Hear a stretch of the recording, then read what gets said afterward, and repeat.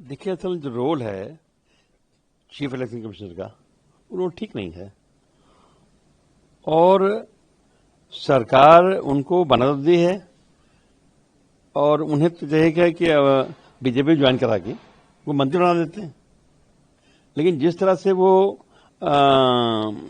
Election को fail कर रहे हैं वो अच्छी बात नहीं है। विपक्ष इसी बात को उठा रहा है कि भाई फ्री एंड फेयर इलेक्शन होना चाहिए, जो नहीं हो रहा है। और जिस तरह से पूरे देश में इस समय पुनरीक्षण हो रहा है, उसका रिजल्ट क्या आएगा? कि ढेर सारे ऐसे लोग हैं देश में जो पढ़े लिखे नहीं हैं, कमजोर हैं, मजदूर हैं, रोज कमाते हैं, रोज खाते हैं, वो फॉर्म नहीं भर पाएंगे। हम लोग हेल्प करते हैं तभी नहीं पूरा होता। तो निश्चित तौर पे गवर्नमेंट को चाहिए था कि अगर उनको पुनरीक्षण करना था तो निश्चित तौर पे मौका देना चाहिए कम से कम 1.5 महीना का। पहले 20 दिन तक पूरे देश के वो लोग जिनकी ड्यूटी लगानी है इस कार्यक्रम में, उनको ट्रेन करते और ट्रेन करने के बाद सेक्टर मजिस्ट्रेट भी लगाना चाहिए था। तब तक 20 दिन में उनको ट्रेन करके तैयार करते, अगले 20 दिन में उनको गो अहेड शुरू करते काम।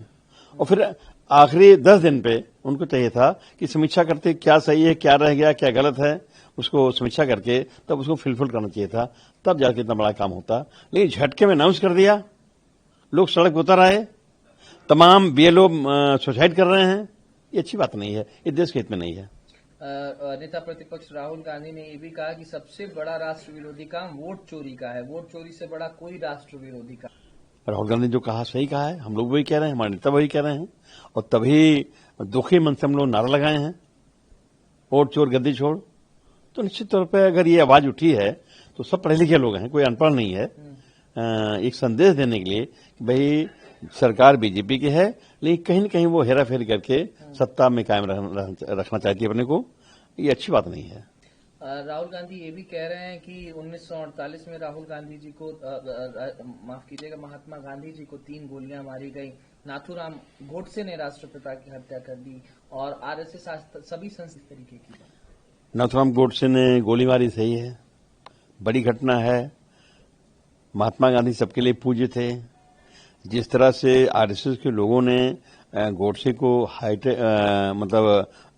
उनको दादा बना दिया, अगुवा बना दिया, नेता बना दिया, अच्छी बात नहीं है। राहुल गांधी ने जो कुछ कहा है बहुत सही कहा है। गोडसे के हरकत को हम लोग खंडन करते हैं और बीजेपी उनकी ढर्रे पे चल रही है, ये अच्छी बात नहीं है। देश में पक्ष विपक्ष लगा रहता है। जो देश में अच्छा काम किया है पहले चाहे अब तारीफ करनी चाहिए, जो देश में घटिया काम किया है उसको खंडन करना चाहिए। चाहे हम हो, चाहे कांग्रेस हो, चाहे बीजेपी हो, कोई भी हो, सही को सही कहना चाहिए, गलत कहना चाहिए। उन्होंने कहा कि आरएसएस का प्रोजेक्ट है कि भारत की सभी संस्थाओं पर संपूर्ण कब्जा कर लेना। अब जिस तरह से रोल कर रहे हैं सरकार के लोग, जैसे लोकतंत्र के मंदिर संसद में सिंगोल लगा दिया तो कब्जा तो हो गया।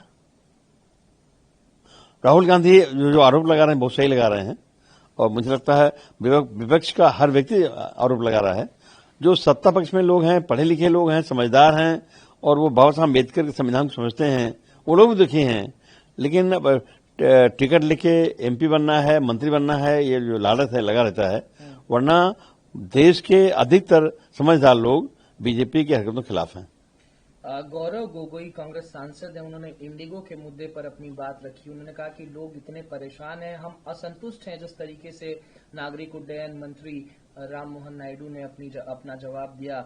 हम मांग करते हैं कि इंडिगो के मुद्दे पर जिस तरीके का एयरलाइन क्राइसिस एयरपोर्ट्स पर बैठे हुए उस पर एक विस्तृत चर्चा हो। हाँ, चर्चा हो और इंडिगो जैसे चलना चाहिए। अगर उसके सामने अगर कोई दिक्कतें हैं तो उस दिक्कत को दूर करना चाहिए। गवर्नमेंट को या विभाग को इस मामले में सख्त होना चाहिए, क्योंकि कहीं न कहीं हेराफेरी तो है, कुछ गड़बड़ है, जिससे यात्री सफर कर रहे हैं और कई दिन हो गया अव्यवस्था हुए। हमें लगता है कि हम तो विपक्ष में हैं, हमारा काम घेरना, हमारे नेता ने घेरा है, लेकिन बीजेपी को और सरकार को कहीं न कहीं समझदारी से काम लेना चाहिए और इंडिगो थी तो चलनी चाहिए थी।